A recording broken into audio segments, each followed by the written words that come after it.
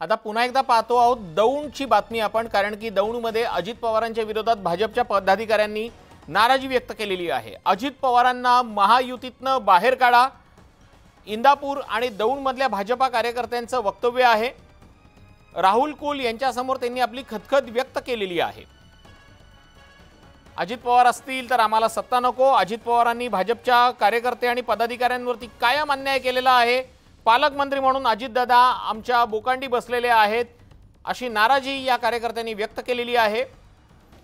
त्यामुळे अजितदादा अधिक माहिती जाणून घेऊयात। आपल्या सोबत आमदार राहुल कुल जोडले गेलेले आहेत। राहुलजी, आपण बघितलं की अजितदादांच्या विरोधातली नाराजी यापूर्वीही कार्यकर्त्यांकडून उघड झालेली होती आणि जेव्हा तुम्ही समोर होतात तेव्हाही तुमच्या समोर कार्यकर्त्यांनी हीच खतखत बोलून दाखवलेली आहे। मुळात ही जी बैठक होती ज्याचा संदर्भ दिला जातोय ही लोकसभेच्या निवडणुकीच्या निकालानंतरची निवडणूक निकालाच्या विश्लेषणाची बैठक होती।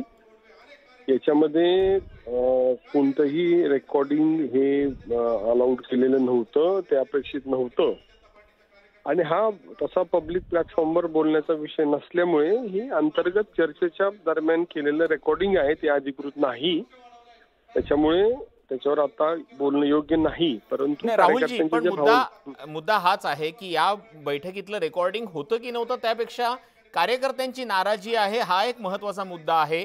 काही दिवसांपूर्वी संघाचं मुखपत्र असलेल्या ऑब्झर्व्हर मध्ये सुद्धा अशाच पद्धतीचा एक लेख आलेला होता की अजितदादा जर सत्तेमध्ये आले नसते तर महायुतीला जास्त फायदा झाला असता आणि आता कार्यकर्त्यांची नाराजी वाढत चाललेली आहे।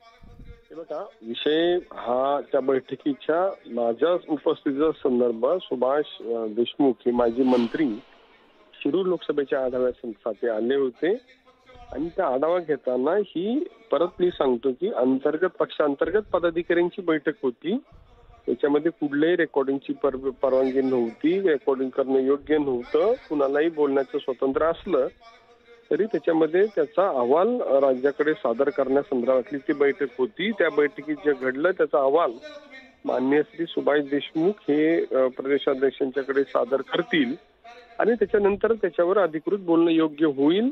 तुम्ही जो मुद्दा बोलताय तो राज्याच्या व्यापक स्वरूपाचा मुद्दा आहे, त्याच्यावर प्रदेशाध्यक्षांनी किंवा पक्ष प्रवक्त्यांनी बोलणं योग्य राहील।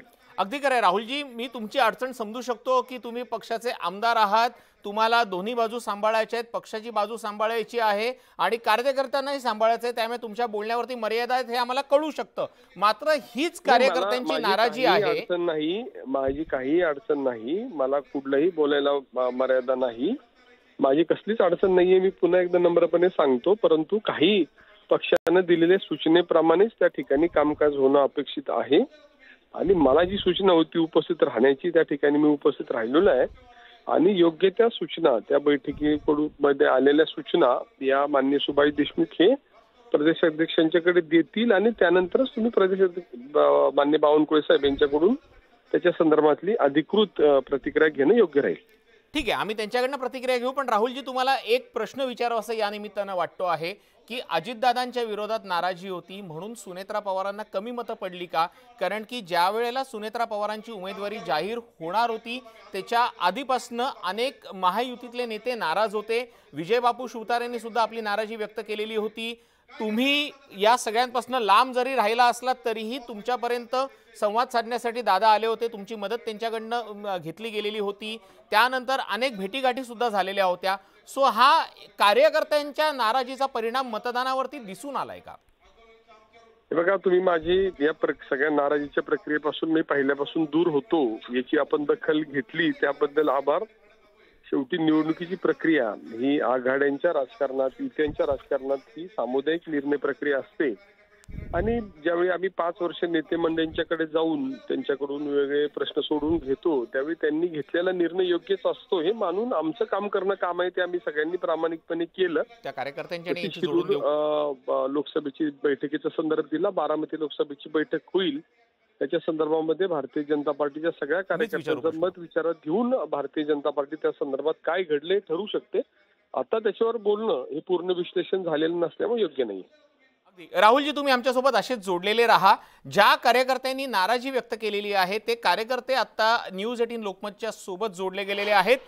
मला सांगा, तुमची पहिली प्रतिक्रिया जी आहे, चंद्रकांत यांची नाराजी जी आहे ती आपल्याला दिसते. आपल्यासोबत आमदार राहुल कुल सुद्धा आहेत. राहुल कुल यांनी सांगण्याचा प्रयत्न केलेला आहे की पक्षाची अंतर्गत बाब आहे, योग्य पद्धतीने ती वरिष्ठांपर्यंत पोहोचवली जाईल. मात्र त्यांनी एक मुद्दा प्रकर्षाने सांगितलेला आहे की कार्यकर्त्यांची नाराजी आहे त्याची दखल घेतली जाईल का? कार्यकर्त्यांचं नेमकं म्हणणं काय?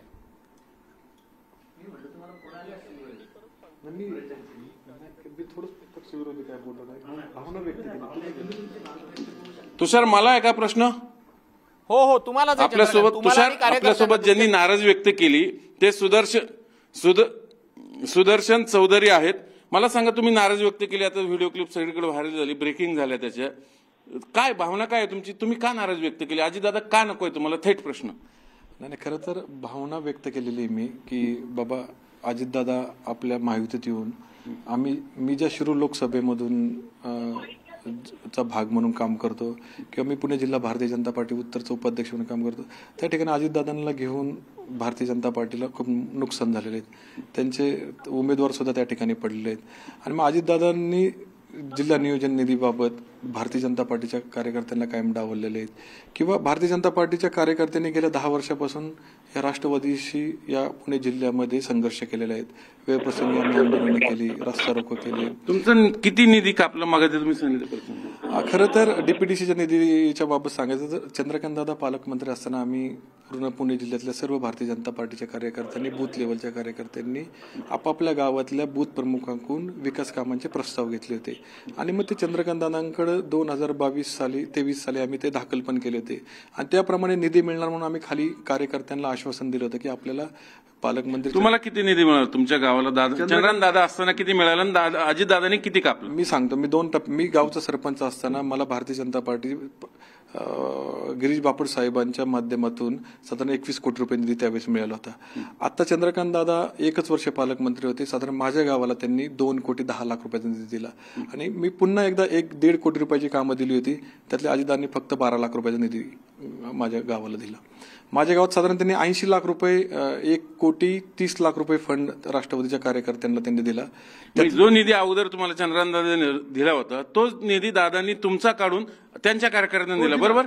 आम्ही त्याचं स्वीकारलं. चला, आपल्या गावातच निधी येतोय, काहीच अडचण नाहीये, आपल्या गावचा विकास होतोय. पण साधारण शिरूर हवेली म्हणून 42 ते 45 कोटी रुपयाचा निधी अजितदादांनी जिल्हा नियोजनच्या माध्यमातून तालुका अध्यक्षांना आणि तालुका अध्यक्षांनी राष्ट्रवादीच्या कार्यकर्त्यांना विचारून दिला. सांगतो ना मी तुम्हाला. तर त्याच्यामध्ये आत्ताच्या लोकसभेच्या निवडणुकीमध्ये राष्ट्रवादी काँग्रेस पक्षाचे उमेदवार आढळराव पाटील यांच्या विरोधात 80% लोकांनी, म्हणजे ज्यांना निधी दिले त्यातल्या 80% पदाधिकाऱ्यांनी यांनी तुतारीचं काम केलं. ते कार्यकर्ते पण दादाशी प्रामाणिक नाही राहिले ना. मग अजितदादांना सोबत. दादा तुम्हाला का नकोय? दादा का नकोय? कारण आम्ही लोकसभेला लोकांकडे मतं मागायला गेलो आणि लोकांची जनभावना ऐकली. लोकांनी अक्षरशः फटकारला आम्हाला, म्हणले की राष्ट्रवादी काँग्रेस पार्टी नको म्हणून आम्ही भारतीय जनता पार्टीला 14 आणि 19 मतदान केलं. देवेंद्रजींना मुख्यमंत्री केलं, मोदी साहेब पंतप्रधान होईल म्हणून आम्ही मतदान केलं. आणि मग तुम्ही ज्या पार्टीच्या नावाने ओरडला, ज्या पार्टी भ्रष्टवादी म्हणून ओरडलेत, त्या पार्टीला आता तुम्ही मांडीला मांडी लावून फिरताय, तुम्ही मतं मागताय. आज तुम्ही लोकसभेला घड्याळाला मतदान करा म्हणतात, उद्या स्थानिक स्वराज्य संस्थेच्या निवडणुका आले की म्हणतात नाही, घड्याळाचा माणूस चुकीचा आहे.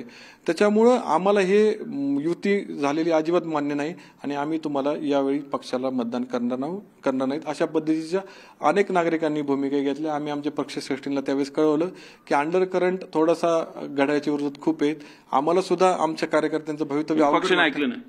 पक्षाने ऐकलं आणि पक्षाने त्यात दुरुस्त केली. आम्ही त्यांना समजून सांगितलं जनतेला की आता मागणी काय पक्षाकडे. आमची थेट मागणी अशी की भारतीय जनता पार्टीने आपली जी नैसर्गिक शिंदे साहेबांसोबत सेनेची युती आहे त्या युतीमध्ये विधानसभेला सामोरं जावं आणि 100% भारतीय जनता पार्टीचा बूथ लेवलचा कार्यकर्ता हा रात्रीचा दिवस उद्धव साहेबांना घ्यावं.